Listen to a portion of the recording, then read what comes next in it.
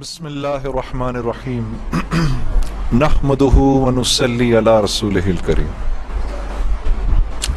قابل احترام بھائیو، دوستو، بزرگوں، میری بہنوں، آپ سب کو السلام علیکم ورحمۃ اللہ وبرکاتہ۔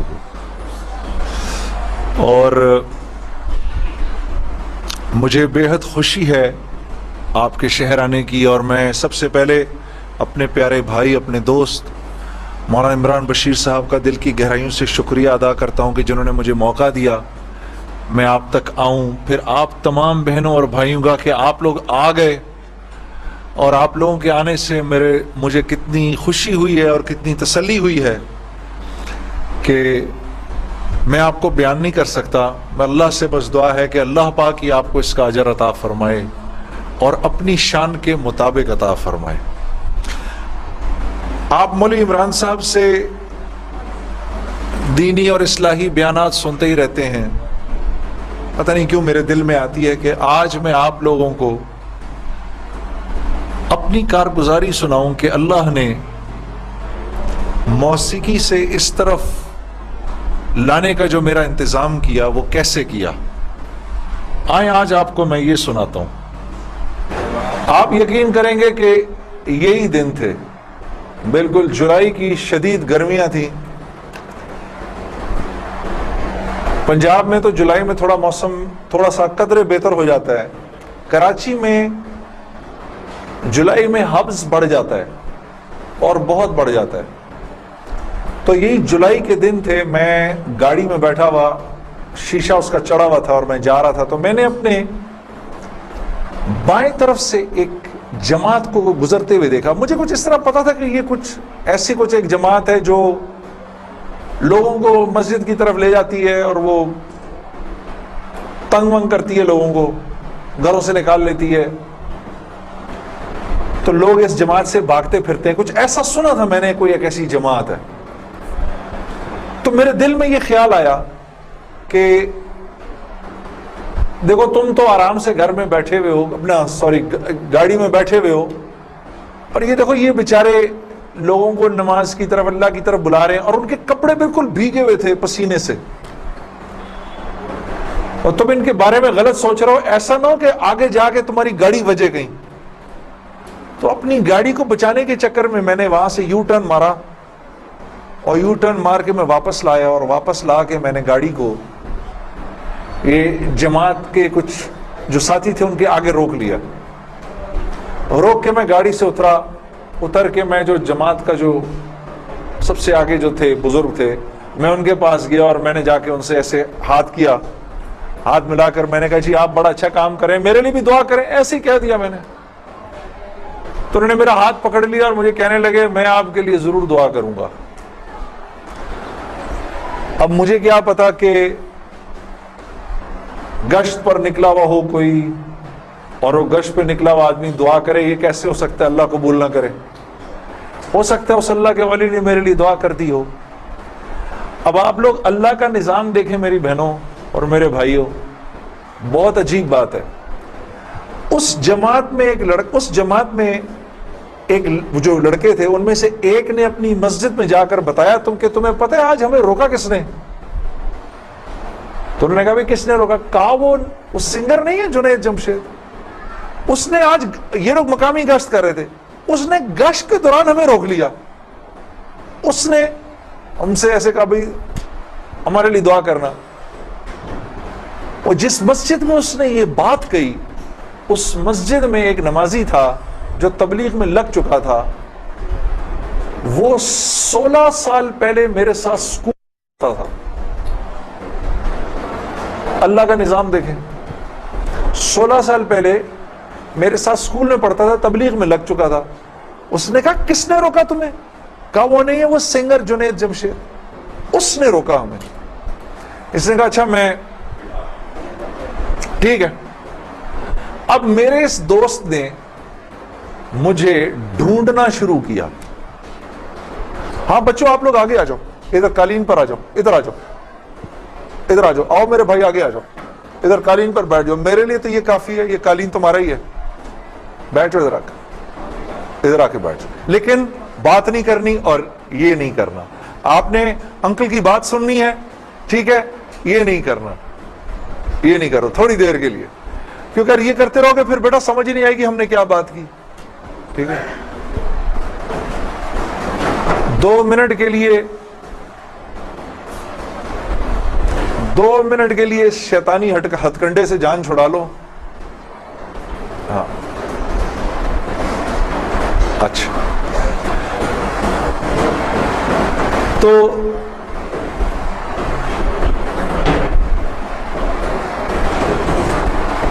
خیر میرے اس دوست نے مجھے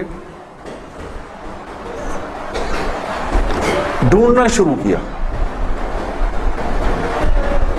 اور اس واقعے کی کوئی تقریباً 1-1.5 مہینے بعد اس نے مجھے ڈھونڈ لیا، اور ایک دن جی میرے گھر فون آتا ہے، جنید۔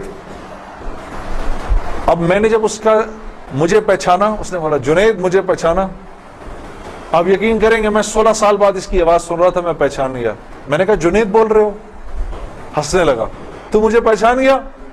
میں نے کہا میں بھی کو پہچان گیا، تو اتنا تو شرارتی لڑکا تھا تو کلاس کے اندر۔ اور میں نے کہا کیونکہ ہم دونوں کے نام ایک تھے تو تیرے چکر میں بھی بدنام رہتا تھا۔ ہنسنے لگا، یار کمال ہے تو نے مجھے پہچان لیا۔ میں نے کہا ہاں میں نے پہچان لیا، میں نے تیرے سے ملنا ہے۔ میں نے کہا کیوں؟ کہتا ہے بس ایسے ہی، وجہ کوئی نہیں ہے۔ میں نے کہا یار اچھا ہماری زندگی ایسی تھی، شوبز کی زندگی تھی ہماری، کہ ہمارا دل ملنے کو نہیں کرتا تھا کسی سے، یعنی ہم نے مینیجر رکھے ہوتے تھے جو ہمیں صرف لوگوں سے دور رکھتے تھے، ان کا کام تھا لوگوں سے بات کرنا، لوگوں سے ڈیل کرنا، ہم تک کوئی نہ پہنچے بس۔ یہاں تک کہ آپ حیران ہوں گے اگر میں آپ کو بتاؤں، یہ بڑی ایک افسوسناک بات ہے کہ ہمارے اپنے گھر والوں کا ہماری زندگی میں رول کم ہوتا تھا، ان مینیجرز کا رول زیادہ ہوتا تھا۔ آپ نے گھر کب جانا ہے، بچوں سے کب ملنا ہے، یہ تک ان مینیجروں کے ہاتھ میں ہوتا تھا۔ تو اب کوئی مجھے فون کرے کہ میں نے تم سے ملنا ہے، یہ تھوڑی کہ میں فوراً مل لوں گا اس سے، اب پتہ نہیں اللہ جانے اس نے کیوں ملنا ہے، میرا وقت ضائع کرے گا کیا ہے۔ تو میں نے جنید غنی سے کہا کہ یار بغیر وجہ کے کیوں ملنا ہے تم نے، بس ایسے ہی۔ میں نے کہا انشاءاللہ دیکھو پھر چلو اللہ نے کبھی موقع دیا تو ملیں گے، کڑک میں نے فون بند کر دیا، ہمیں تو عادت تھی فون بند کرنے کی۔ اگلے دن پھر فون آ گیا اس کا، میں نے کہا کیا کام ہے؟ کام کوئی نہیں، ملنا ہے، کیوں؟ یار کوئی وجہ نہیں، مل لیتے ہیں۔ میں نے کہا یار وقت نہیں ہے، فون پہ بات کر لو۔ نہیں فون پہ کام کوئی نہیں ہے، کڑک فون پر۔ ایک دفعہ ہوا، 2 دفعہ، اب اس کا میں ہیلو سنتا تھا فون بند کر دیتا تھا۔ یہ سلسلہ 1-2 مہینے تک چلتا رہا، یہاں تک کہ جنید غنی کو میرے گھر کے نوکروں کے نام یاد ہو گئے، فون اٹھانے والوں کے نام یاد ہو گئے، سب کچھ یاد ہو گیا۔ اس کو سب پتا ہوتا تھا میں کب پاکستان میں ہوں، کب نہیں ہوں، کب کہاں ہوں، سب۔ ایک دن اس کا فون آیا، تو جب میں نے فون رکھنے لگا مجھ سے کہتا دیکھ میں تجھے اللہ کا واسطہ دیتا ہوں، میری 1 منٹ کی بات سن لے۔ میں نے بولا بولو۔ میں ابھی عمرہ کر کے آیا ہوں، تو میں مدینے اور مکے کی کھجوریں اور زمزم اور یہ کچھ چیزیں لے کر آیا ہوں، یہ لے لے میرے سے، پھر اس کے بعد میں چلا جاؤں گا۔ کتنی دیر کے لیے آؤ گے تم؟ 5 منٹ کے لیے۔ میں نے کہا ہاں 5 منٹ، جنید غنی یاد رکھنا 5 منٹ، 5 منٹ۔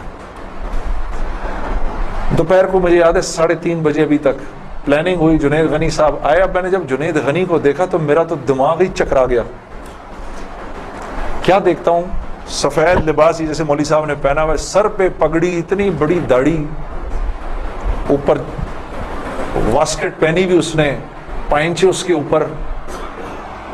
میں نے کہا جنید غنی یہ تجھے کیا ہو گیا؟ کہتا ہے مجھے کیا ہو گیا؟ میں کیا کہوں تجھے کیا ہو گیا؟ میں نے کہا یہ تیرا حال، تیرے جیسا شیطان یہ اتنا بڑا بزرگ بنا ہوا، آؤ بیٹھو میرے پاس۔ آیا میرے پاس بیٹھا، اس نے مجھے کھجوریں دی، زمزم دی، جانماز دی، اور پورے 5 منٹ میں کہتا ہے میرے 5 منٹ پورے ہوئے، اب میں چلتا ہوں۔ میں نے کہا نہیں اب بیٹھ جاؤ۔ بیٹھ جاؤ, مجھے بتاؤ یہ سب کیا ہے.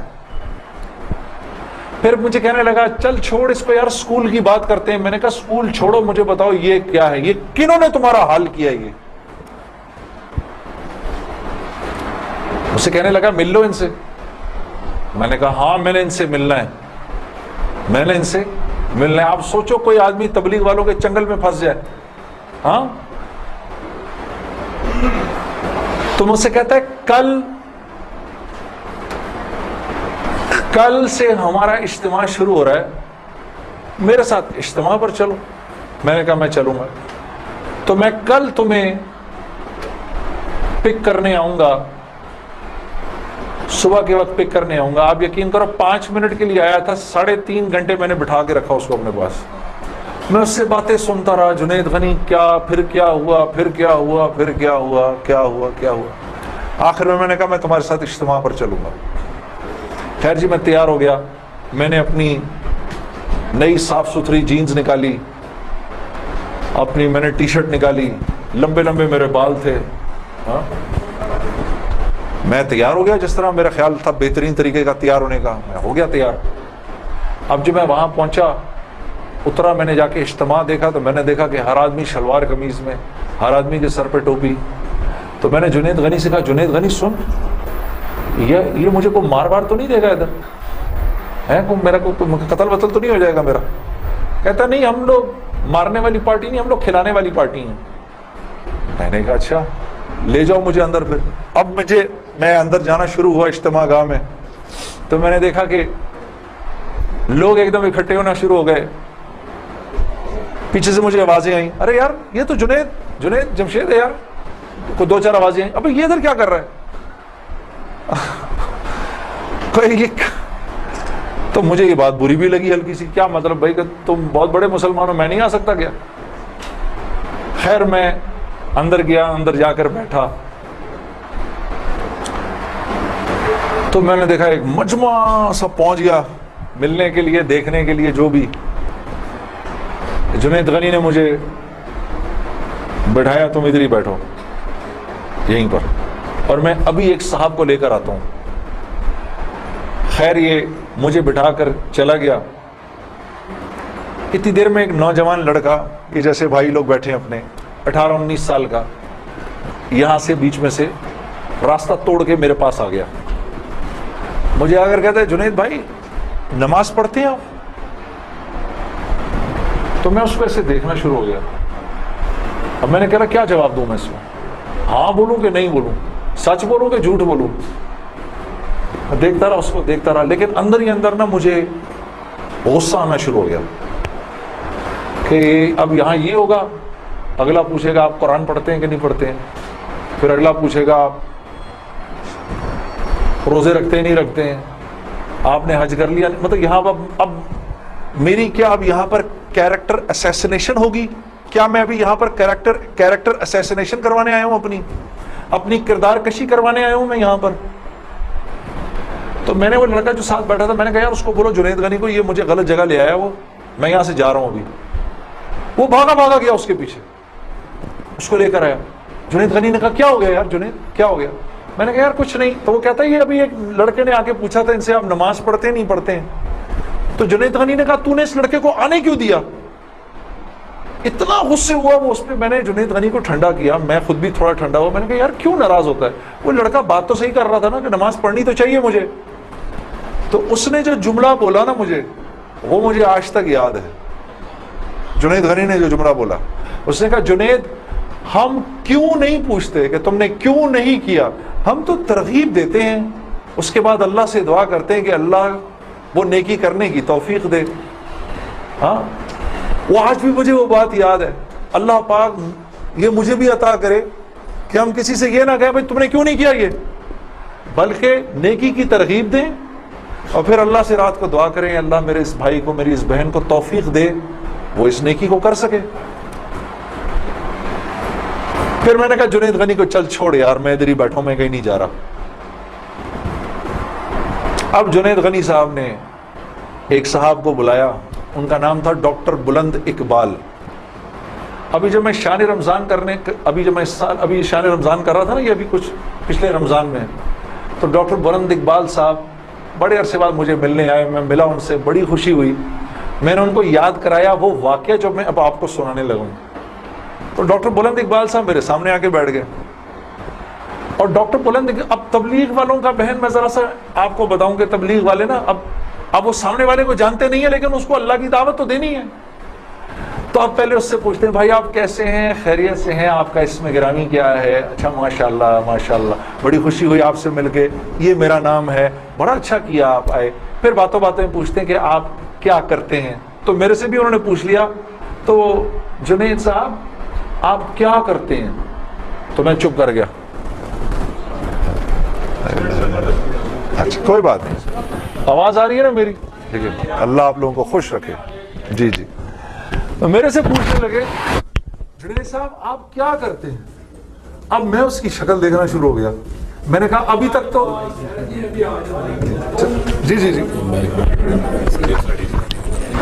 اچھا اچھا اچھا اچھا ہو رہی ہے اس کی ریکارڈنگ. اچھا اچھا چلو, آپس میں بات نہیں, میرے سے سن لو, آپس میں بات نہ کریں. تو میرے سے نا اب میں ان کی شکل دیکھوں, میں نے کہا اب تک مار نہیں پڑی تو اب پڑے گی. اب جو میں نے بتایا نا میں کیا کرتا ہوں, تو میرے چہرے کے بدلتے ایکسپریشنز دیکھ کے نا جنید غنی نے ان سے کہا ارے ڈاکٹر صاحب آپ اس کو نہیں پہچانتے, یہ وہ ہے نا جس نے دل دل پاکستان گایا ہے. ڈاکٹر صاحب کہتے ہیں ارے واہ واہ واہ واہ واہ واہ واہ واہ, مسلمان کی تو شان ہی یہی ہے, جس کام کو کرتے آگے بڑھ جاتا ہے. میں نے کہا یہ آدمی ٹھیک آدمی ہے,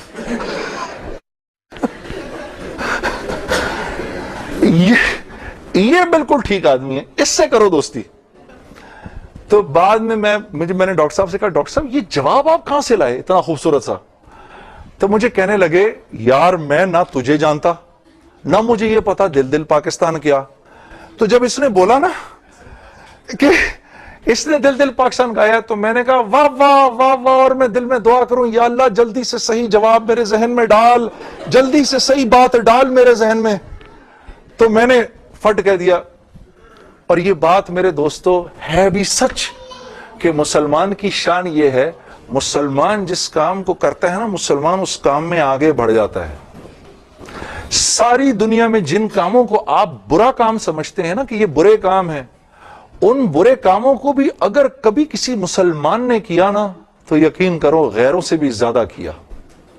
ہاں یقین کرو, مسلمان ایک عجیب امت ہے, ہم سے بہتر کوئی نہیں. کنتم خیر امہ, بس یہ ہر لائن سے بہترین امت ہے.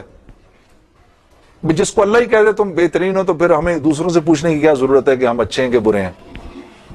ہاں اب میں پورا دن ڈاکٹر بلند اقبال صاحب کے ساتھ پھرتا رہا, اور جب دن کا آخر آیا تو جنید غنی نے مجھے کہا کہ چل میں تجھے اب گھر چھوڑ دوں. میں نے کہا گھر تو مجھے چھوڑ دو, لیکن یہ بسترے کیا ہیں, یہ جو بسترے لگے ہوئے ہیں؟ کہا یہ رات کو لوگ یہاں سوئیں گے. میں نے کہا اور یہ جو بزرگ حضرات ہیں یہ بھی ادھر ہی سوئیں گے. میں نے کہا یار میں تو ان سے زیادہ فٹ آدمی ہوں, اگر یہ بوڑھے لوگ ادھر سو سکتے ہیں تو میں بھی سو سکتا ہوں. تو اس نے کہا یار نور اللہ نور, تیرے لیے بھی بسترا لگا دیتے ہیں.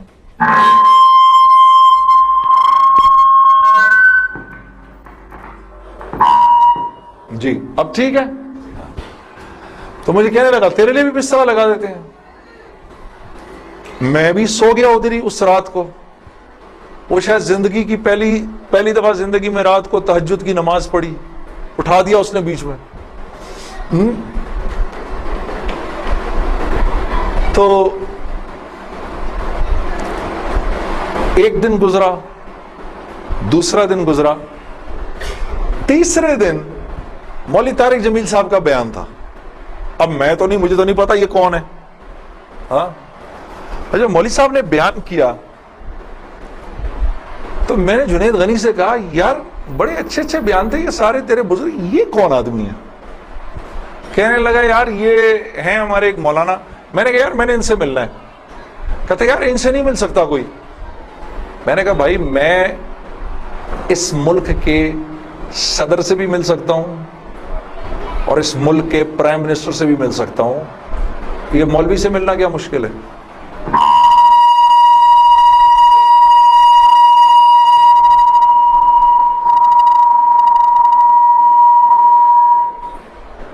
اب ٹھیک ہے؟ ٹھیک بہترین. تھوڑا سا اور، تھوڑا سا اس کا گین تھوڑا کم کر دو. ٹھیک ہے.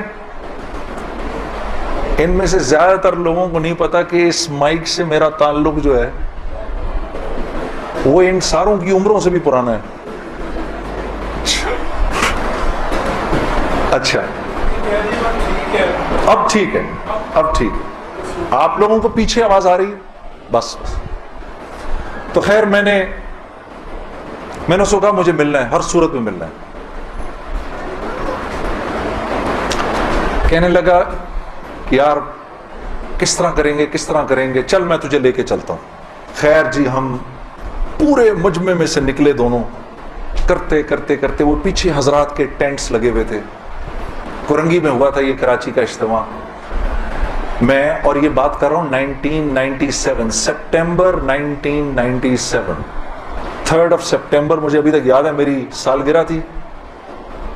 3 سپٹمبر 1997. عمر بھی بتا دوں میری کیا ہو گئی تھی؟ معلوم ہے سب؟ آپ کو سب کو پتہ چلے گا 50 سال کا تو ہو ہی گیا ہوں نا میں. اب کیا ڈرنا، جو 50 سال کا بندہ ہو جائے وہ کیا عمر چھپایا اپنے. خیر تو میں جب ادھر پہنچا تو وہاں پر ایک لڑکا ایسے ڈنڈا لے کر کھڑا ہوا مولوی صاحب کے کمرے کے باہر. تو مجھے دیکھ کر وہ مسکرانے لگا. جنید بھائی آپ ادھر کیا کر رہے ہیں؟ اب مجھے 3 دن تو گزر گئے تھے. میں نے کہا کیوں بھائی، میں کیوں نہیں آ سکتا ادھر؟ تو بڑا مسلمان ہے میرے سے. ہنسنے لگا. نہیں وہ میں نہیں کہہ رہا، میں آپ کو دیکھ کے تھوڑا حیران ہو گیا. کیا کام ہے؟ میں آپ کا بڑا فین ہوں. میں نے کہا اچھا. تو میں نے کہا کہ مجھے یہ جو تھے نا مولانا طارق جمیل، ان سے ملنا ہے. کہ یار جنید بھائی ان سے تو ملنے کی کسی کو اجازت نہیں ہے. میں نے کہا تم جا کر بتاؤ تو صحیح کہ میں نے ملنا ہے. اچھا میں کچھ کرتا ہوں. خیر وہ اندر گیا. اس نے اندر جا کر کہا کہ آپ آئیں اندر. تو میرا دوست جنید غنی مجھے لے گیا. آپ یقین کرو میں نے مولوی طارق جمیل صاحب کو زندگی میں کبھی اکیلے بیٹھے نہیں دیکھا. وہ اللہ نے شاید اس دن ملوانا تھا یا بات کروانی تھی. اکیلے بیٹھے ہوئے تھے خیمے میں اپنے. جنید غنی نے جا کر اندر کہا مولانا میرا ایک دوست ہے جنید جمشید، وہ آپ سے ملنا چاہتا ہے. مولانا نے کہا کون؟ جنید جمشید؟ میں باہر کھڑا حیران ہو گیا، ان کو کیسے پتا میں کون ہوں؟ اندر بھیجو اس کو، اندر بھیجو. مجھے بلایا اندر اور جنید غنی کو کہا تم باہر جاؤ، تم باہر انتظار کرو. وہ باہر چلا گیا.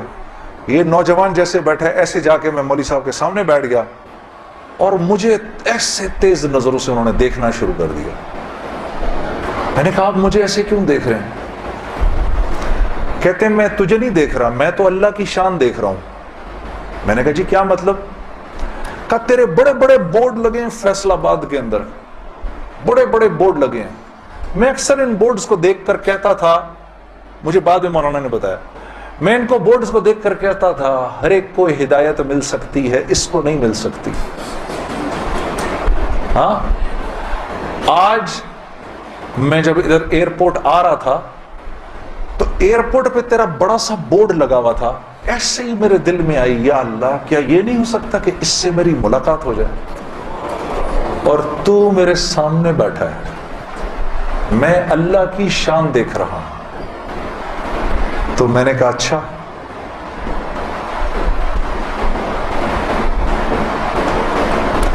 کہنے لگے دل پاکستان تو نے گایا ہے. میں نے کہا جی. میں نے کہا آپ نے سنا ہے؟ کہا نہیں سنا تو نہیں، بسوں کے پیچھے لکھا دیکھا ہے.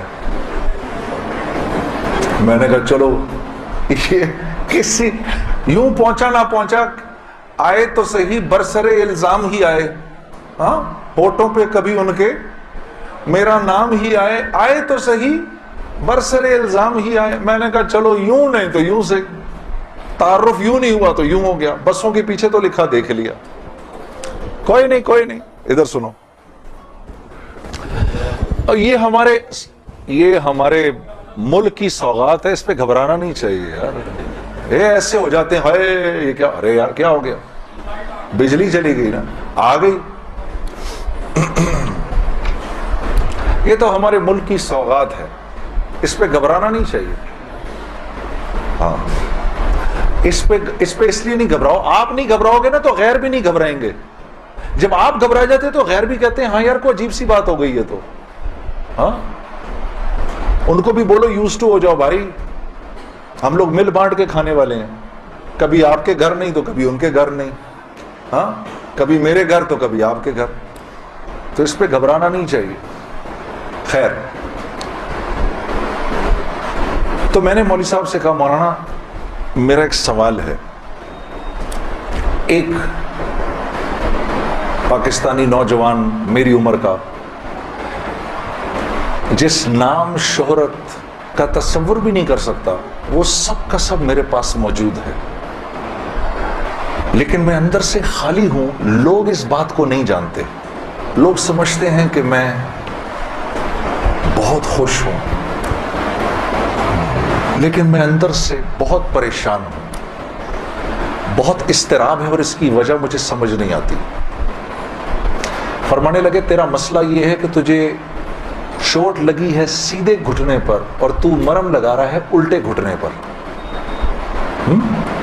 मैंने कहा जी वो कैसे? फरमाने लगे देखो अल्लाह ने इंसान को दो चीजों से बनाया है, एक मट्टी से बनाया है, एक जिस्म से बनाया है जो कि मट्टी का बना हुआ है, और एक रूह है जो अल्लाह का अमर है। ठीक, तो जिस्म क्योंकि मट्टी का है इसलिए अल्लाह ने इसकी हर जरूरत को मट्टी में रखा है। जो खाना हम खाते हैं, जो कपड़े हम पहनते हैं, जो पानी हम पीते हैं, जो जिन घरों में हम रहते हैं, जो चीज़ें हम इस्तेमाल करते हैं, ये सब जिस्म की ज़रूरत की चीज़ें हैं। और क्योंकि जिस्म मट्टी का है तो अल्लाह ने इन तमाम ज़रूरतों को मट्टी में रखा है। रूह अल्लाह का अमर है, ये आसमानों से आई है, तो इसकी खुराक भी आसमानों पर है, ज़मीन में नहीं है। फिर फरमाने लगे अगर मैं तुमको सोने के एक महल में बंद कर दूं और 4 दिन खाने को ना दूं, तुम क्या करोगे? मैंने कहा जाहिर सी बात है मैं चीखूंगा कि मुझे कुछ खाने को दो। कहा बस यही हाल तेरी रूह का है कि तेरा जिस्म अच्छे अच्छे कपड़े पहनता है, बड़ी बड़ी गाड़ियां चलाता है, अच्छे अच्छे महलों में रहता है, और तू अपने आप को सेटिस्फाई करना चाहता है, लेकिन अंदर तेरी रूह जो है वो भूखी हो के जब चीखती है तो तेरे सर में दर्द होता है। तू इस रूह की भूख का भी तो इलाज कर। तो मैंने कहा इसकी खुराक कहाँ है? कहा ये आसमानों से आई है, तो इसकी खुराक भी आसमानों पर है, जमीन में नहीं है। और दिल के सुकून, चैन और इत्मीनान का ताल्लुक इस मट्टी के बने हुए जिस्म से नहीं है, बल्कि इस आसमान से आई हुई रूह से है। तो मैंने कहा इसकी ग़िज़ा क्या है? फरमाने लगे इसकी ग़िज़ा अल्लाह का कलाम है, अल्लाह के हुक्म है, इसकी ग़िज़ा नबी की ज़िंदगी है, नबी के तरीके हैं, नबी की सुन्नत है। वो जब तक इसको मिलेंगे नहीं ये भूखी रहेगी, और जब ये भूख कर चीखेगी तो फिर तुम तो मुसलमान हो, तुम्हें तो पता है, गैरों को तो पता नहीं, वो दिमाग की इस चीख को सुलाने के लिए कभी शराब पीते हैं, कभी नशे करते हैं, लेकिन ये तो जब तक रूह भूखी है उस वक्त तक अंदर से तुम मुस्तरिब रहोगे, सुकून चैन नहीं मिलेगा। और फिर कुरान की वो आयत पढ़ी, मुझे आज भी याद है, अला बिज़िक्रिल्लाहि तत्मइन्नुल कुलूब, कि अल्लाह पाक चैलेंज दे रहे हैं सबको कि अगर दिल का सुकून, चैन और इत्मीनान चाहिए मेरे बंदो, मालदारों, हुकूमत वालों, दौलत वालों, शोहरत वालों, अगर तुम्हें दिल का सुकून, चैन, इत्मीनान चाहिए तो तुम्हें मुझसे ताल्लुक बनाना पड़ेगा, मुझसे यारी लगानी पड़ेगी। मौलाना की ये बात सुनकर मैं तो पहले ही परेशान था, 3 दिन से बयान सुन रहा था, मैं तो धाड़े मार के रोना शुरू हो गया, रोता रहा बड़े देर तक। फिर जब मुझे थोड़ा सा चैन आया तो मैंने कहा मौलवी साहब इसका मतलब क्या है, मेरी पूरी जिंदगी बर्बाद हो गई? तो फरमाया नहीं, बिल्कुल भी नहीं, کہ یہ معاملہ تم دنیا والوں سے تھوڑی کر رہے ہو، یہ معاملہ تم تو اللہ سے کر رہے ہو. اور اللہ کے ہاں معاملہ کیا ہے؟ اللہ کے ہاں معاملہ کیا ہے کہ ابھی انسان اللہ رب العزت سے معافی مانگنے کا ارادہ ہی کر رہا ہوتا ہے، دل میں ابھی خیال ہی آ رہا ہوتا ہے کہ اللہ رب العزت اگلے پچھلے معاف کر دیتے ہیں سارے. پھر مجھے فرمایا، یہ مجھے پھر بات سنائی، حدیث قدسی سنائی کہ میرے بندے، تو یہ زمین و آسمان سارے کے سارے اگر اپنے گناہوں سے بھر دے، جو کہ تو بھر نہیں سکتا، اگر تمام جن و انس بھی مل جائیں تو بھر نہیں سکتا، لیکن اگر تو نے ایسا کر بھی دیا، ایک مرتبہ اگر تو نے کہا اے اللہ مجھے معاف کر دے، تو نہ صرف یہ کہ ہم تمہیں معاف کر دیں گے، بلکہ تم ایسے ہو جاؤ گے جیسے تم نے ان گناہوں کو کیا ہی نہیں. میں تو بے یقینی کی حالت میں مولانا کو دیکھنے لگا. میں نے کہا مولوی صاحب واقعی؟ کہا ہاں.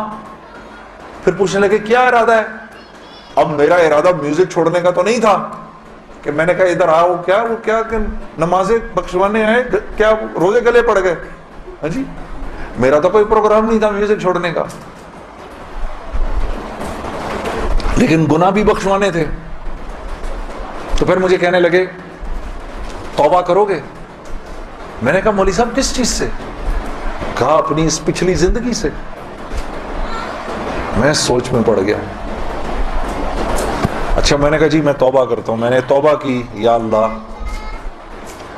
میوزک چھوڑنے کا تو میرا کوئی موڈ نہیں، یہ مولوی بھی اللہ جانے کیا کہہ رہے ہیں، لیکن اگر تجھے اس سے کوئی میرے لیے بہتر زندگی نظر آتی ہے تو تو مجھے اس زندگی پہ لگا دے کہ واقعی میں چاہتا ہوں کہ تجھے راضی کر سکوں، تجھے خوش کر سکوں. اے اللہ پچھلی پوری زندگی پر توبہ کرتا ہوں، اگلی زندگی تیرے حکموں پر چلنے کی کوشش کروں گا. اگر تو واقعی ایسا ہے جیسا یہ مولوی صاحب فرما رہے ہیں تو تو مجھے معاف کر دے. میں نے کہا توبہ کر لی. مولوی صاحب نے کہا اب کیسا محسوس کر رہے ہو؟ میں نے کہا جی بہت ہلکا. پھر میں نے کہا لیکن مولوی صاحب بات تو یہ ہے کہ اگر میرے پچھلے سارے معاف ہو گئے اور اس پر اللہ نے اگر جنت دی تو میری تو بہت ہی بڑی جنت ہوگی، آپ سے بھی بڑی. تو فرمانے لگے نہیں بیٹا اتنی جلدی نہ کرو، تمہیں وصول تو ہم ہی نے کیا ہے، جو تجھے ملے گا اس سے تو بڑا ہمیں ملے گا ہی ملے گا. ہاں، لیکن میں نے کہا مولوی صاحب، اور بہنیں اس بات کی تصدیق کریں گی، موسیقی تو روح کی غذا ہے کہ نہیں؟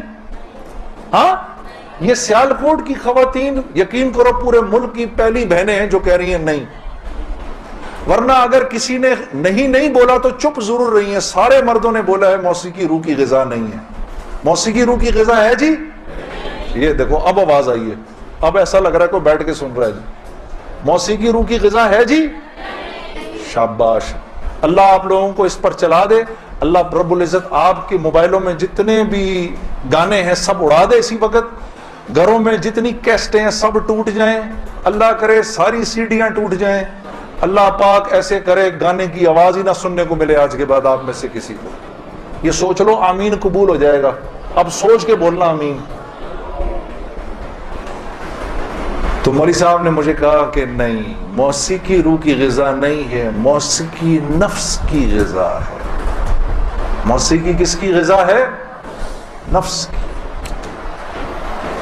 یہ واقعی نفس کی غذا ہے، اور یہ ایسا زہر ہے، ایسا زہر ہے، یہ جب اندر جاتا ہے تو پتہ ہی نہیں چلتا کہ نقصان کتنا کر گیا ہے. ٹرائی نہ کرنا، لیکن آپ کہیں جا کر اللہ کی بات سنیں، اس کے بعد جا کر 5 منٹ کا گانا سنیں، ساری صفائی ہو جائے گی، سب اندر ساری صفائی ہو جائے گی. میں یہ نہیں کہ بعد میں مجھ سے لوگ پوچھتے ہیں حلال ہے حرام ہے، اس کے لیے تو یہ مولوی بیٹھے ہوئے ہیں نا، ان سے پوچھو. میں آپ کو وہ بتا رہا ہوں جو ہوتا ہے، میں آپ کو وہ بتا رہا ہوں جو ہوتا ہے، کہ یہ انسان کو بے باک کر دیتی ہے. مجھ سے کسی نے پوچھا بھائی اپنے ملک کے لیے گانا، میں کبھی اپنے ملک کے لیے گانا وہ ایک اور چیز ہے.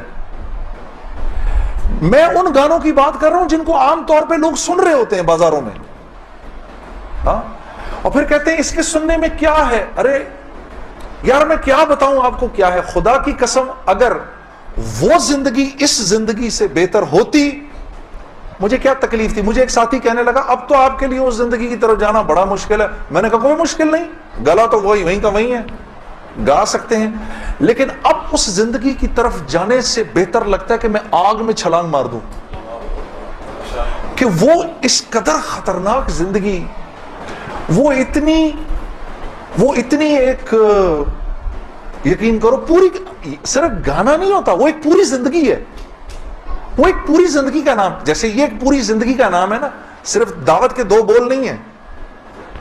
ہاں میرے دوست مجھ سے لڑتے تھے، یار تو ادھر گانا گا ادھر جا کے اذان دے دے. ارے میں نے کہا نہیں ہوتا ایسے نہیں ہوتا بھائی. گانا گانے والے کو تو اذان کی آواز سے نعوذ باللہ نعوذ باللہ نعوذ باللہ کراہیت آتی ہے، کراہیت آتی ہے. مجھے یاد ہے ہم کانسرٹ کر رہے ہوتے تھے اور مغرب کی اذان اگر ہوتی تھی، یقین کرو وہ، کیونکہ وہ تو دعوت کے بول ہیں نا، ادھر تو ایک غلط کام ہو رہا ہے نا، وہ تو دعوت کے بول ہیں. وہ دعوت کے بول جب ہمیں سنائی دیتے تھے تو وہ ہمارے سینے کو پھاڑ کے نکل جاتے تھے. ایسے تھوڑی ہوتا ہے، یہ کوئی کھیل مذاق ہے کیا، یا یہ کوئی ٹی وی کا پروگرام ہے کہ جس میں ایکٹنگ ہو رہی ہے کہ نہیں بھئی ادھر جا کر اذان دے دی، ادھر جا کے گانا گا دی، ادھر جا کے اذان دے دی. ایسے نہیں ہوتا. اور پھر اللہ کے نیکی کے کام کرنے کی تو اللہ کی طرف سے توفیق ملتی ہے میرے دوستوں. ہاں عمل صالح کرنے کی تو توفیق ملتی ہے. یہ ایسی تھوڑی کو میرا مطلب ہے خالہ جی کا کھیل ہے کہ 95% نماز نہیں پڑھ رہا اور 5% نماز پڑھ رہا ہے. کیوں ہے ایسا؟ سب کیوں نہیں پڑھ رہے؟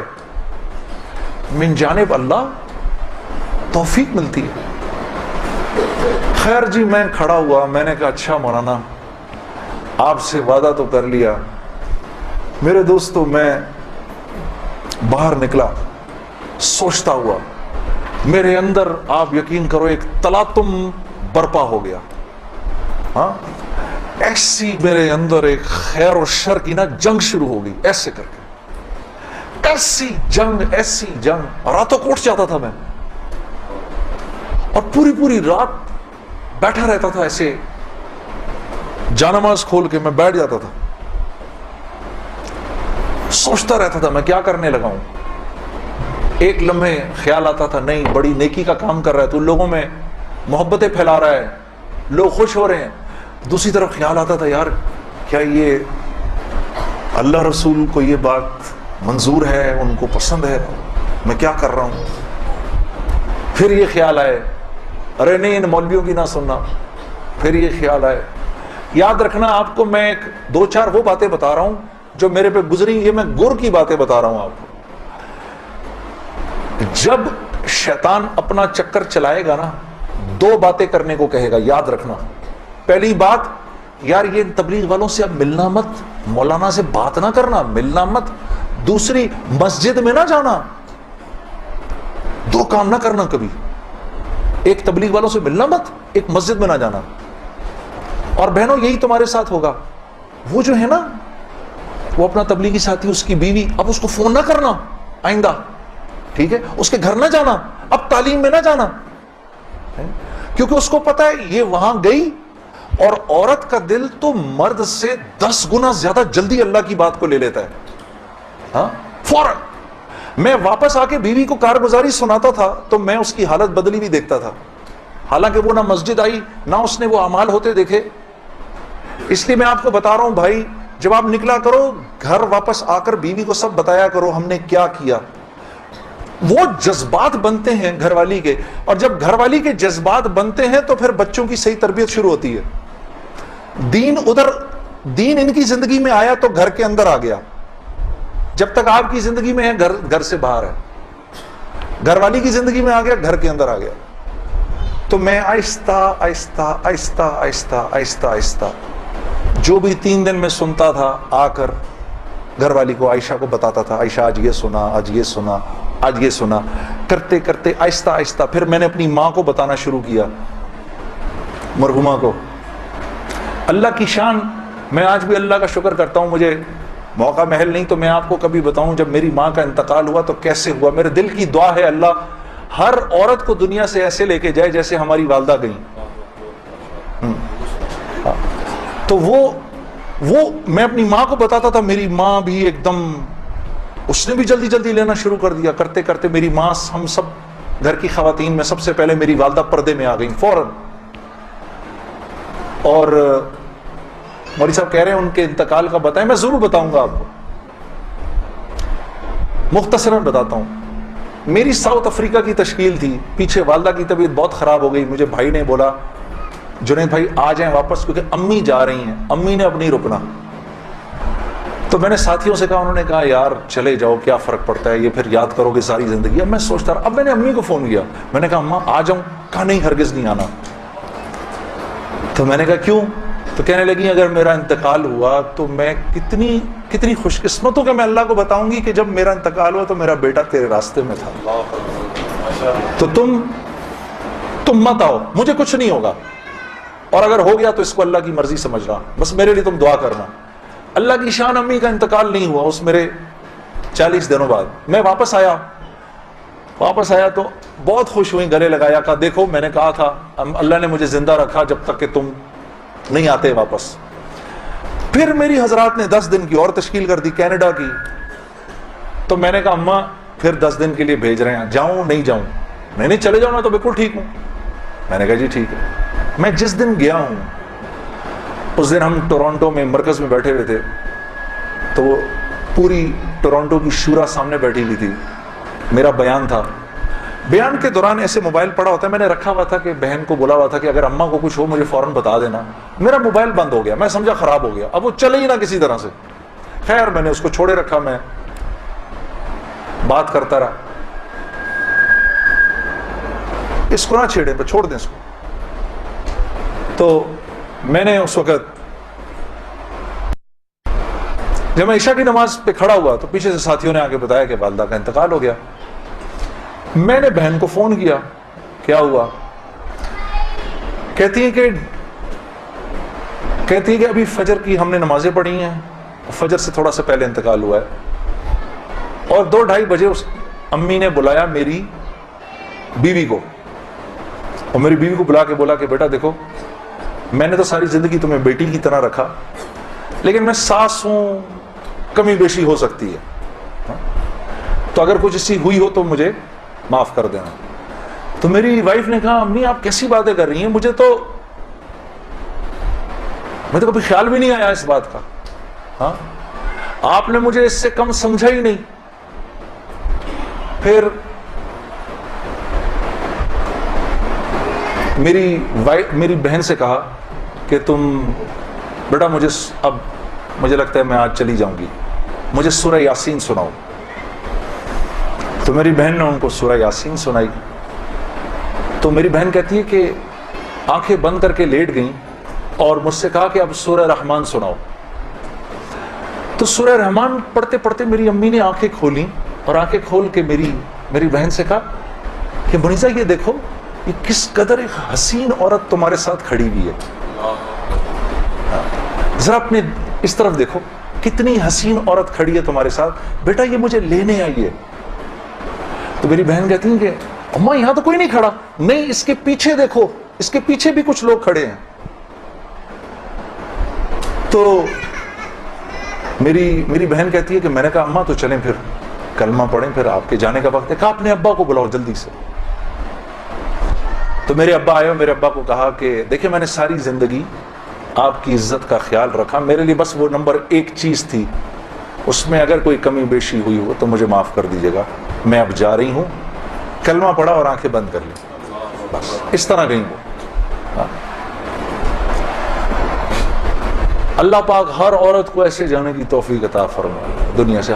ہمیں سب کو اللہ پاک ایک خوبصورت موت عطا فرمائے کہ ہم دنیا میں ایک خوبصورت موت ہی تو کمانے آئے ہیں.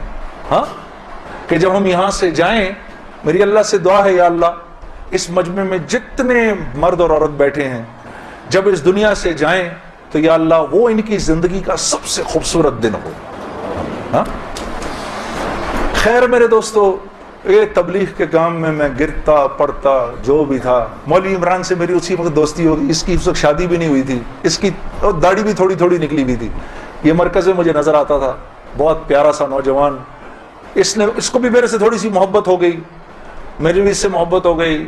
نئی نئی چیزیں مجھے وظائف وغیرہ بتاتے رہتے تھے. ایک وظیفہ اس نے مجھے بہت پہلے بتایا تھا, وہ مجھے آج دن تک یاد ہے.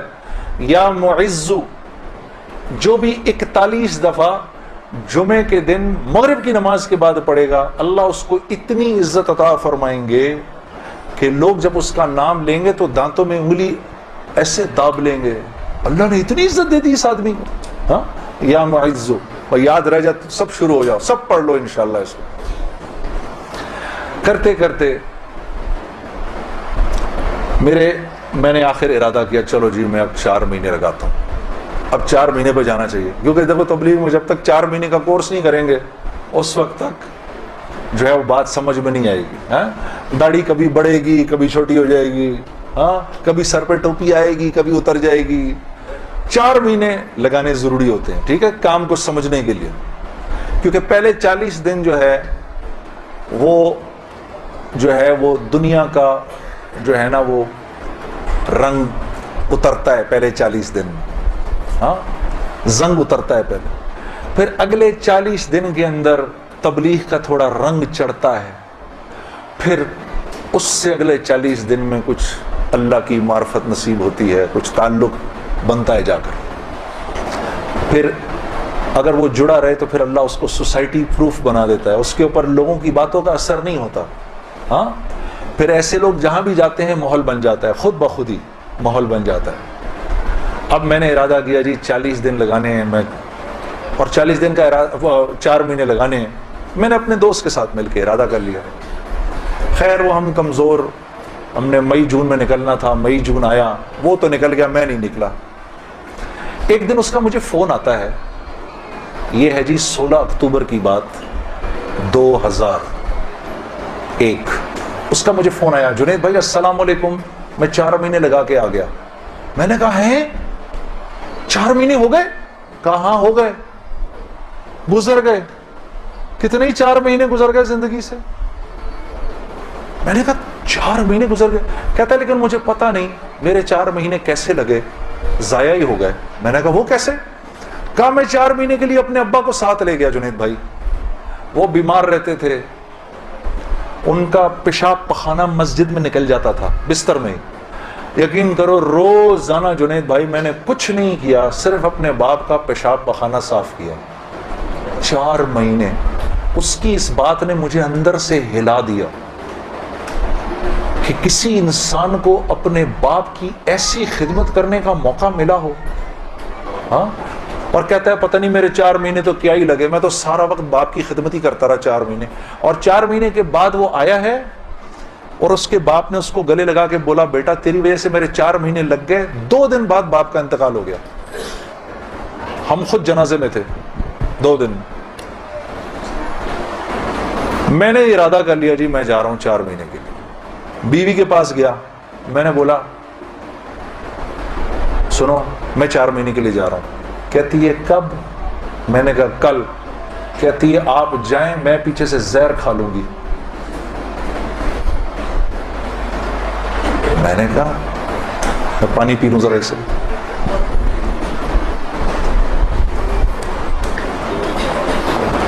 میں نے کہا یار اب میں سوچ رہا ہوں یار یہ چانس لیا جائے نہ لیا جائے, موقع تو بہت اچھا ہے.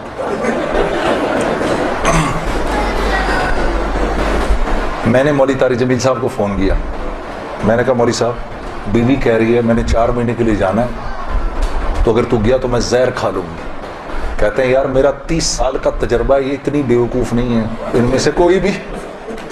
تو ایسے کر آج رات کو کھانے کے وقت نا ایک نوالا توڑ کے اس کے منہ میں ڈال دے. میں نے کہا مولوی صاحب یہ نہیں میری بیوی نوالا توڑ کے میرے منہ میں ڈالے, نہیں تو نوالا توڑ کے اس کے منہ میں ڈال. اب یار دیکھو میرے والد صاحب ہیں پٹھان, ماں ہندوستانی ہے, والد صاحب تو پٹھان ہے. اب پٹھان اپنی بیوی کے منہ میں نوالا ڈالے, ویسے ہی ایک شرم آتی ہے اتنی, لیکن ہم ویسے ہی کہ شرم آ رہی ہے. میں کہا کس طرح کروں گا میں؟ اب ہم بیٹھے ہوئے میں کھانے پہ بیٹھے, مجھ سے کہہ رہی ہے آپ کھا کیوں نہیں رہے؟ میں نے کہا کھاتا ہوں. آخر میں نے دعا پڑھی, جل تو جلال تو صاحب کمال تو آئی بلا کو ٹال تو, نوالا بنا کے بیوی کے منہ میں ڈال دیا. وہ ایسے جھیپ سی گئی. یہ کس نے سکھایا آپ کو؟ میں نے کہا مولوی طارق جمیل صاحب نے. مجھے تو پہلے ہی پتا تھا کہ یہ ہونا کچھ نہیں اس سے. کہتی ہے ویسے آپ کی پوری تبلیغ میں نا ایک وہی آدمی ٹھیک ہے. کام کیا ہے آپ کو؟ میں نے کہا یار مجھے جانے دے 4 مہینے کے. پھر میری بیوی نے میرا بیگ بنایا 4 مہینے کے لیے, اور اس اللہ کی بندی کے لگے 4 مہینے, میرے تو نہیں لگے. میں تو دنیا بھر میں گھومتا رہا. اس نے میرا بیگ بنایا, اس نے میرے بچوں کو دیکھا. ہم اس وقت ایک ہی گھر میں رہتے تھے سارے. میرے ماں باپ کی خدمت اس نے کی, اس نے دیکھا ان کو. گھر کی بڑی تھی وہ, بڑی بھابھی تھی, باقیوں کو بھی اس نے دیکھا. پیسے میرے پاس نہیں تھے کیونکہ میں تو کاروباری چھوڑ دیا تھا, پیسے بھی نہیں تھے. میں نے اس سے پوچھا بھی نہیں عائشہ تو کیسے چلائے گی یہ سب کچھ؟ اللہ جانے اس نے کیسے چلایا. اللہ اس کو جزائے خیر دے, اللہ اسے خوش رکھے. اور میرے 4 ماہ لگ گئے, اس طرح لگے. تو گھر والی کا ذہن بنے گا نا تو کام بنیں گے, اور اگر گھر والی کا ذہن نہیں بنے گا تو کام نہیں بنیں گے, خراب ہو جائیں گے. کیونکہ یہ دعوت کی لائن ایک ایسی لائن ہے جس میں اللہ نے عورت اور مرد کو ساتھ رکھا ہے. باقی معاملات میں عورت کو پابند کیا ہے شوہر کے مشورے سے, کہ شوہر کے مشورے سے کرو باقی سارے کام. الرجال قوامون علی النساء, پوچھ کے کرو, مشورے سے کرو. دعوت میں برابر کے ہو تم لوگ. بلکہ حضرت خدیجۃ الکبریٰ کی کتنی بڑی وجہ بنی رسول اللہ صلی اللہ علیہ وسلم کی تقویت کے لیے.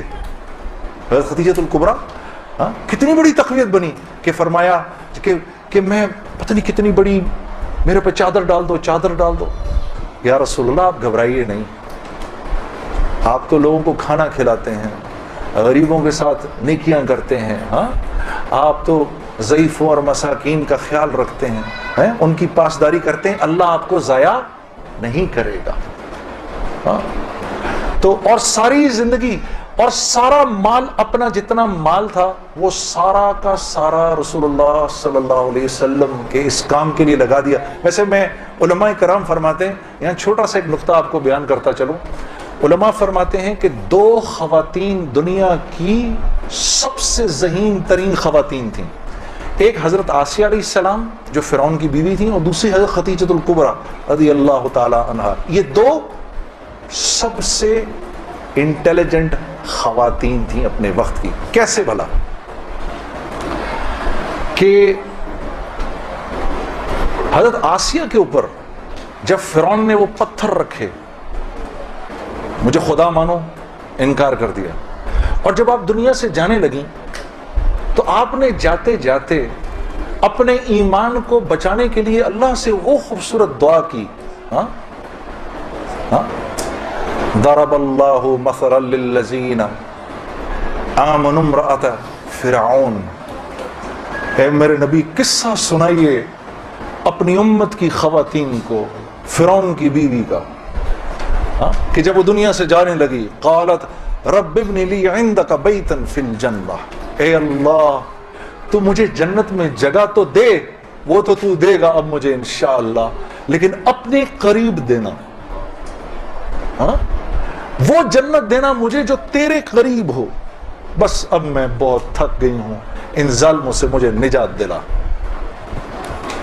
تو رسول اللہ صلی اللہ علیہ وسلم نے حضرت خدیجۃ الکبریٰ سے فرمایا جب وہ جانے لگی دنیا سے, کہ جب جنت میں جاؤ تو اپنی سوکن کو میرا سلام کہنا. کہا یا رسول اللہ میری تو کوئی سوکن نہیں. کہا نہیں, اللہ نے تجھ سے پہلے میرا نکاح آسیہ سے کر دیا تھا. تو اللہ کے قریب, سب سے قریب, اللہ رب العزت کے سب سے قریب کس کی جنت ہے؟ رسول اللہ کی. اور دوسری حضرت خدیجۃ الکبریٰ, کہ احساس ہو گیا تھا کہ میرا شوہر جو ہے وہ سچا نبی ہے, آپ چاہتی تھیں کہ قیامت تک جتنے انسان اس دنیا میں آئیں ان کی نیکیوں میں میرا اجر ضرور ہو، تو سارا مال لگا دیا، ہاں، کہ سیالکوٹ کے لوگ آج جو عشاء کی نماز پڑھیں، اے اللہ مجھے اپنا اجر اس میں بھی چاہیے. تو یہ دو most intelligent women of their times. تو جب مال خرچ کرو میری بہنوں، اللہ نے آپ کو بڑے دل دیے ہیں، یہ سوچ کے خرچ کرو، یا اللہ یا اللہ یہ جو مال میں دے رہی ہوں اس سے کوئی حافظ قرآن پروان پڑ جائے، کوئی حافظ پروان چڑھے، کیا پتا میری بہن اس کے ہاتھ پر اللہ نے ہزاروں کی ہدایت لکھی ہو، قیامت کے دن پتہ نہیں کتنا بڑا اجر ملے. خیر میرے دوستو، اسی طرح سے وقت چلتا رہا. میری زندگی کے 5 سال گزر گئے اسی ٹکر میں، کہ 5 سال کے بعد میں نے ارادہ کیا، جس دن مولوی صاحب کو ملا نا اس کے بعد کہ یہ 5 سال گزر گئے، میں نے یہ فیصلہ کیا کہ آج کے بعد نہیں گاؤں گا، آج کے بعد نہیں گاؤں گا. تو مجھے فون کس کا آتا ہے؟ ملٹری سیکٹری ہیں جمالی صاحب کے، ہو سکتا جمالی صاحب ہمارے وزیر اعظم تھے، 2002 کی بات کر رہا ہوں، 2003 کی بات کر رہا ہوں. جمالی صاحب کا فون آتا ہے، ان کے ملٹری سیکٹری کا. وہ آپ نے دل دل پاکستان گانا ہے، وہ پنڈی میں وہ مادر ملت ٹرین لانچ ہو رہی تھی ریلوے اسٹیشن کے اوپر، اس کی پہلی وہ تھی. میں نے کہا سر میں تو توبہ کر چکا ہوں، میں تو اب نہیں گاؤں گا. تو انہوں نے کہا جی وہ پرائم منسٹر صاحب آپ سے خود بات کرنا چاہتے ہیں. تو پرائم منسٹر صاحب بڑے پیارے بہت نفیس جمالی صاحب ایک دم کہنے لگے جنید صاحب وہ بے نظیر بھٹو صاحبہ کا ٹائم آیا تو آپ نے گایا، نواز شریف صاحب کا ٹائم آیا آپ نے گایا، اب جب ہمارا ٹائم آیا تو آپ نے توبہ کر لی. میں نے کہا سر ضرور گاؤں گا لیکن میری ایک شرط ہے. جی جی فرمائیے. میں نے کہا وہاں میں اعلان کروں گا کہ آج آخری بار گا رہا ہوں، آپ کو منظور ہے؟ ہاں جی مجھے منظور ہے. ان کے ساتھ آئے ہوئے تھے وہ انفارمیشن منسٹر اپنے شیخ رشید صاحب، اس وقت انفارمیشن منسٹر تھے. شیخ رشید صاحب کا چلہ لگا ہوا ہے بائی دا وے، اور ان کا چلہ 1970s میں لگا ہوا ہے. اگر کبھی ان کے چلے کی کارگزاری سنیں بڑا ایمان بڑھتا ہے. وہ اس وقت کے رائمنڈ کے قصے سناتے ہیں جب رائمنڈ میں ہم بیٹھے ہوئے ہوتے تھے اور ٹرین سامنے سے نظر آتی تھی. مجھے وہ اس وقت کے قصے سناتے ہیں اپنے. اللہ نے شیخ رشید صاحب سے دعوت کی لائن کے بڑے خیر کے کام لیے. آپ کو پتہ ہے ایک مرتبہ اسلام آباد میں اجازت نہیں مل رہی تھی اجتماع کی اجازت نہیں مل رہی تھی. ایک دفعہ حالات خراب تھے، اللہ نے یہ کام ان سے لیا. یہ گئے اس وقت کے پریزیڈنٹ صاحب کے پاس، پریزیڈنٹ مشرف صاحب کے پاس. میں گارنٹی لیتا ہوں انشاءاللہ کچھ نہیں ہوگا سر، ان کو کرنے دیں. میں نے کہا سر آپ نے تو ایک ہی دفعہ ایسا چھکا مارا ہے، پتہ نہیں کتنا بڑا اجر ملا ہوگا. 3 لاکھ بندہ جمع ہوا، 3 دن اللہ کی بات ہوئی، وہاں کیا کیا بات ہوئی، سینکڑوں جماعتیں نکل گئی سب آپ کے کھاتے کے اندر. بڑے خوش تھے یہ بات سن کر، واقعی مجھے ملا ہوگا. میں نے کہا سر آپ نے تو وہ چھکا مارا ہے کہ ہم میں سے کسی کو ہی ملنا ہوگا یہ. ہاں شیخ رشید صاحب بیٹھے ہوئے تھے، وہ مجھے دیکھ کر بڑے خوش ہو رہے تھے. مجھے نہیں پتا تھا کہ یہ خود بھی تبلیغی ہیں. تو یہ دونوں حضرات بیٹھے ہوئے تھے. میں جب جا رہا تھا ادھر ایسے آسمان کو دیکھتا ہوا جا رہا تھا. یا اللہ اوپر سے آسمان کھول کے تو کہتے جنید کوئی بات نہیں تو گا لے. میں زندگی بھر مولوی عمران بشیر طارق جمیل صاحب کسی کی نہیں سننی میں نے. اس کے بعد ایک مرتبہ کہہ دے. میرے دوستو یقین کرو آسمان نہیں کھلا اور میں ریلوے اسٹیشن پہنچ گیا. وہاں جا کر جی ہم نے آخری مرتبہ دل دل پاکستان گایا اور واپس آ گیا. زندگی اب تو 8:45 بج گئے، چلو بات یہاں تک ہی رکھتے ہیں، اللہ آپ لوگوں کا بیٹھنا قبول کرے. اصل حالات اس کے بعد شروع ہوئے، جو بڑے بڑے حالات آئے نا وہ پھر کبھی آؤں گا تو سنا دوں گا. آج جی آپ کو پتہ ہے یہاں پر یہ ہفتہ وار درس بھی شروع ہو گیا ہے. آپ لوگوں کو پتہ ہے، میری بہنوں ضرور آؤ اس کے اندر، بھائیوں آپ لوگ ضرور آئیں. قرآن کی تجوید وغیرہ آپ لوگوں کی ہماری سب کی ٹھیک ہو جائے گی. میری اپنی والدہ نے اپنی آخری عمر کے اندر قرآن کی تجوید ٹھیک کی. ہم میں سے زیادہ تر لوگ قرآن صحیح پڑھنا نہیں جانتے. یہ بڑی بدقسمتی ہے, کیونکہ اچھا خیال نہیں آتا نا, بچپن میں پڑھ لیتے پھر ساری زندگی پڑھنے کی توفیق نہیں ملتی, تو بہت غلطیاں ہوتی ہیں. مول صاحب کب کب ہے یہ؟ ہر جمعے کو, ہر جمعے کو مغرب کے بعد, ہر جمعے کو مغرب کے بعد اسی ٹائم پر آپ لوگ ضرور آئیے, اپنا ضرور آ کے اپنی تجوید ٹھیک کرائیے. چلو ایک آخری بتا دو, ایک آخری بتا دو. بہن آپ نے کون سی بولی؟ قصیدہ آپ نے بولا. اے ہائے, یہ کس نے لکھی ہے؟ یہ کس, یہ بہت بے واہ. چلو اس کا ایک شعر سنا دیتا ہوں.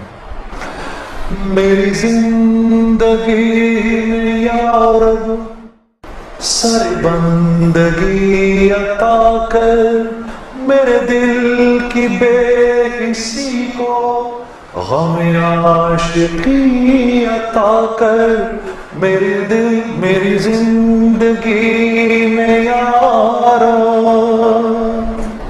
اصل میں پڑھی نہیں ہے نا تو یاد ہی نہیں ہے, آگے مجھے اس کے اشعار بھول گئے. یہ میرے شیخ مفتی تقی عثمانی صاحب کی لکھی ہوئی ہے, مفتی تقی صاحب کی لکھی ہوئی ہے. میں اگر میرے پاس یہ مزید ہوتی تو یہ میں واقعی آپ کو پڑھ کے ضرور سناتا. چلو کچھ ایک اگلی باری کے لیے بھی پھر بلائیں گے ہی نہیں تو آپ لوگ, ٹھیک ہے نا, کوئی تشنگی چھوڑنی چاہیے اگلی باری کے لیے بھی. تو ایک آدھ شعر آپ کا سنا دیتا ہوں, ایک آدھ شعر جو بہن نے فرمایا. یہ بھی مفتی تقی عثمانی صاحب کا کلام ہے, مفتی تقی صاحب کا کلام ہے. اور جب حضرت نے لکھا, لکھ کے مجھے دیا اور فرمانے لگے اس کو پڑھیں, جا کر اس کو اسٹوڈیو میں جا کر پڑھیں. تو میں نے کہا حضرت اسٹوڈیو تو میں نے جانا چھوڑ دیا. کہا نہیں, اس کو جائیں اور جا کے ایسے پڑھیں جیسے اللہ اور اس کے رسول کا حکم ہے, تاکہ ساری دنیا کو پتہ چلے کہ اگر نعت پڑھی جائے تو کیسے پڑھی جائے, یا حضرت نے ایسے فرمایا کہ کیا چیز ترنم میں سننا جائز ہے. مجھے ایگزیکٹ الفاظ بھول گئے ہیں ان کے, تو پھر ان کے حکم پر پھر میں گیا اور پھر میں نے پڑھی اور آپ لوگوں نے پسند کیا اس کو. الہی تیری چوکھٹ پر بھکاری بن کے آیا ہوں, سراپا فقر ہوں, عیس و ندامت ساتھ لایا ہوں. بھکاری وہ کہ جس کے پاس جھولی ہے نہ پیالہ ہے, بھکاری وہ جسے حرص و حوث نے مار ڈالا ہے. متاع دین و دانش نفس کے ہاتھوں سے لٹوا کر, سکون قلب کی دولت حوث کی بھینٹ چڑھوا کر, لٹا کر ساری پونجی غفلت و حسیاں کی دلدل میں سہارا لینے آیا ہوں. تیرے کعبے کے آنچل میں سہارا لینے آیا ہوں. تیرے کعبے کے آنچل میں الہی تیری چوکھٹ پر بھکاری بن کے آیا ہوں. آپ کی کون سا تھا بھائی؟ مولا صلی وسلم دائما ابدا علی حبیبک خیر الخلق کلہم. مولا صلی وسلم دائما ابدا علی حبیبک خیر الخلق کلہم. نہ کوئی آپ سا ہوگا نہ کوئی آپ جیسا تھا, کوئی یوسف سے پوچھے مصطفیٰ کا حسن کیسا تھا, کوئی یوسف سے پوچھے مصطفیٰ کا حسن کیسا تھا. زمین و آسمان میں کوئی بھی مثال نہ ملی. پڑھیے مولا صلی وسلم دائما ابدا علی حبیبک خیر الخلق کلہم. رسول اللہ حبیب اللہ امام المرسلین. رسول اللہ حبیب اللہ امام المرسلین. کوئی بھی بات ہو ہر حکم ان کا معتبر ایسا کہ ان کا حال نہیں کہنا بھی ہے قرآن کے جیسا. کہ ان کا حال نہیں کہنا بھی ہے قرآن کے جیسا. حدیث پاک کہلائیں جو باتیں آپ نے کہیں. پڑھیں مولا صلی وسلم دائما ابدا علی حبیبک خیر خلق کلہم. اب راضی ہیں جی؟ سبحانک اللہم و بحمدک. ہاں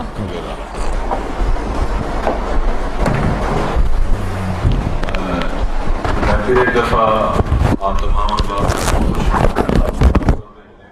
جنہوں نے اتنا وقت نکالا اور تشریف لائے.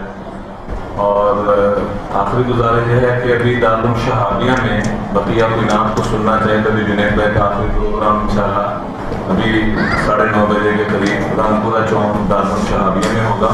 ان کے بعد جنید بھائی کی واپسی ہے. اور یہاں پر جو کہا گیا کہ درس قرآن التماس یہ ہے کہ حضور اکرم صلی اللہ علیہ وسلم نے صحابہ کو حکم دیا کہ اپنی اولادوں کو 3 چیزیں سکھاؤ. اپنی اولاد کو حضور کی محبت سکھاؤ, اہل بیت کی محبت, اور قرآن کی تلاوت کی محبت سکھاؤ. تو قرآن ہم سیکھنے والے بن جائیں, قرآن سے وابستگی ہماری ہو جائے. اس کے لیے الحمدللہ ہر جمعے کو 7:30 بجے یہاں پر درس قرآن ہوتا ہے. اس میں کوشش فرما کے ضرور تشریف لایا کریں. ماہانہ دروس بھی ماشاءاللہ ہوتے رہتے ہیں, اس میں بھی شرکت فرمانے کی کوشش فرمائیں. اللہ تعالیٰ ہم سب کو امت کی توفیق دے.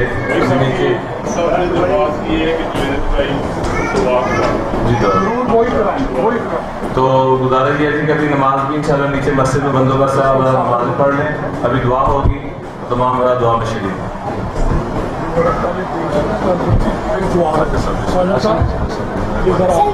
یہ جو آپ کو شاید دنیا میں سب سے بڑی چیز اللہ کا نشان مل رہا ہے, یہ ایوان رسول کی طرف سے سب بھائی بہنوں کی طرف. یہ کسی نے بھی نہیں دیا ہوگا, یہ پورے ملک میں بنتا بھی کوئی نہیں. بڑی مہربانی میرے یہ دوست, اللہ آپ کو مل گیا. بڑی مہربانی, بڑی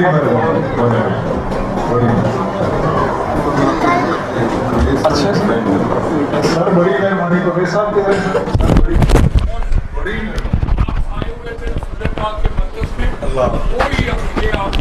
بڑی مہربانی. آؤ میری بچیوں بیٹھو نا, تم لوگ سب بیٹھو. اور دوسرا گزارش یہ ہے کہ کیونکہ شہابی میں بھی پروگرام ہے, بیان ہونا ہے, وہاں مجمع کافی انتظار میں ہے. تو آپ حضرات سے مؤدبانہ گزارش ہے کہ جنید بھائی کے کرام یہ ہے کہ ابھی راستہ دے دی جائے دعا کے بعد تاکہ یہ وقت سے وہاں پہنچ سکے.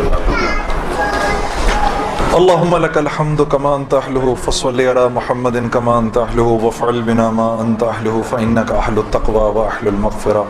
رب لك الحمد كما ينبغي لجلال وجهك وعظيم سلطانك. اللهم لا أحصي الثناء عليك أنت كما أثنيت على نفسك يا أول الأولين يا آخر الآخرين يا ذا القوة المتين يا راحم المساكين يا أرحم الراحمين. یا اللہ ادھر جتنے حاضرین مجلس ہیں, میرے بھائی میری بہنیں, ان کے بچے, ہم سب کے اگلے پچھلے چھوٹے بڑے تمام گناہوں کو معاف فرما. اے اللہ تو اپنے فضل سے ہم سب کے لیے اپنی رضا کا اعلان اسی وقت فرما. اے اللہ تو نے فرمایا ہے کہ جنت میں راضی ہوگا نہیں میرے کریم رب. اے فضل کرنے والے, اپنے بندوں سے انتہائی پیار کرنے والے کریم رب, تو ہم سے اسی وقت اپنی رضا کا اعلان فرما. اور اے اللہ ہم جانتے ہیں جب آپ ایک بار راضی ہو جائیں پھر آپ ناراض نہیں ہوتے. یا اللہ, اے اللہ پوری کی پوری امت کو یا اللہ جنت الفردوس میں جگہ عطا فرما. میرے کریم رب میرے اللہ ہمارے جو عزیز و اقربا دنیا سے چلے گئے ہیں یا اللہ ان سب کی بھی مغفرت فرما، ہمارے بعد جو آئیں گے ان کی بھی مغفرت فرما۔ میرے کریم رب یہ جتنے میرے بھائی بہن ادھر جمع ہوئے ہیں یا اللہ یہ تجھے راضی کرنے کے لیے جمع ہوئے ہیں یا اللہ انہیں تو کوئی دیکھ نہیں رہا، یہ اپنے اخلاص میں صرف تجھے خوش کرنے کے لیے ادھر آئے ہیں یا اللہ میرے کریم رب ان کے اس آنے کو اپنے دربار میں قبول فرما میرے اللہ، اور ایسا قبول فرما ان کی اولادوں کو ان کا فرما بردار بنا، ان کو اپنا فرما بردار بنا یا اللہ صاف ستھری حلال وسعت والی روزی نصیب فرما، اس کو اپنے راستے میں خرچ کرنے کی توفیق عطا فرما میرے کریم رب۔ ہم میں جو بے اولاد ہیں ان کو صاحب اولاد بنا، صالح نرینہ اولاد عطا فرما میرے کریم رب۔ جن کے جو قرضوں میں پھنسے ہوئے ہیں ان کے قرضوں کو دور فرما، ان کی مشکلات کو دور فرما میرے کریم رب۔ عدالتوں کے چکر لگا کے کئی خاندان ایسے ہیں یا اللہ کمریں ٹوٹ گئی ہیں، جھک گئی ہیں میرے کریم رب، ان کے لیے انتہائی آسانی کا معاملہ فرما، ان کے یہ عدالتی مسائل دور فرما میرے کریم رب۔ بے شمار ہم میں ایسے ہیں بیماریوں میں مبتلا ہیں میرے رب، یہ تیری ایک نعمت میں سے ایک نعمت ہے تیری بیماری، لیکن ہم بڑے کمزور ہیں، اے فضل کرنے والے اس نعمت کی جگہ ہمیں کوئی دوسری نعمت عطا فرما، اس پر ہمیں اپنا شکر کرنے کی توفیق عطا فرما، تمام بیماروں کو صحت شفا کاملہ نصیب فرما میرے رب۔